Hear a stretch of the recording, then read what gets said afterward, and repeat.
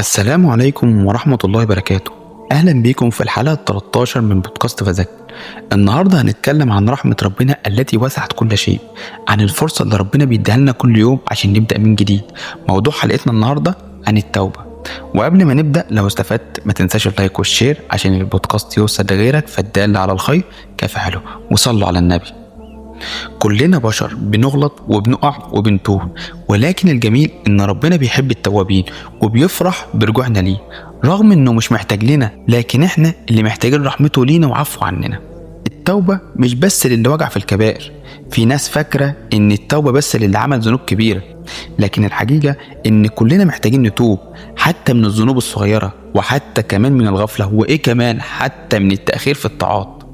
ربنا بيقول في القرآن الكريم: إن الله يحب التوابين ويحب المتطهرين. يعني ربنا سبحانه وتعالى مش بس يقبل توبتك، ده كمان بيحبك لما بتتوب وترجع له. والنبي صلى الله عليه وسلم قال: كل بني آدم خطاء وخير الخطائين التوابون. يعني ما فيش حد معصوم من الخطأ، ولكن الفرق بيننا وبين بعض هو مين اللي بيرجع ويتوب، ومين اللي مكمل في المعاصي والذنوب وغافل عن التوبة لله عز وجل. طيب ازاي نتوب والتوبة دي تكون توبة نصوحة؟ أول حاجة الندم، والندم هنا لازم يكون الندم الصادق من قلبك اللي تخليك تحس بغلطتك وتندم عليها بجد. تاني حاجة الإقلاع عن الذنب، يعني ما ينفعش أقول بتوب وأنا لسه بعمل نفس الذنب.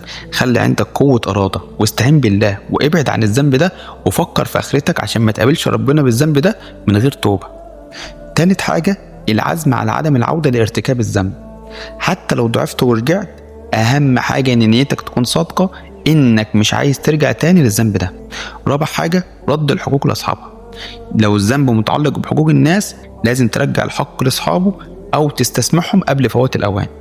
عايز اقول رسالة لكل حد فاكر ان خلاص مفيش امل، مهما كانت ذنوبك كبيرة، باب التوبة مفتوح لحد اخر لحظة. وربنا وعدنا وقال: قل يا عبادي الذين أسرفوا على أنفسهم لا تقنطوا من رحمة الله إن الله يغفر الذنوب جميعا. يعني مفيش حاجة اسمها ربنا مش هيقبلني أو أنا ضيعت كل الفرص وكل الكلام ده. لسه باب التوبة مفتوح، ولكن إياك أن تؤجل التوبة. وبكده نكون وصلنا لنهاية حلقتنا النهاردة. اللهم تب علينا توبة نصوحة لا رجوع فيها، واغفر لنا ما تقدم وما تأخر من ذنوبنا. رددوا ورايا اللهم آمين يا رب العالمين. أشوفكم في الحلقة الجاية بإذن الله. كان معكم أحمد رفعت من بودكاست فذكر، والسلام عليكم ورحمة الله وبركاته.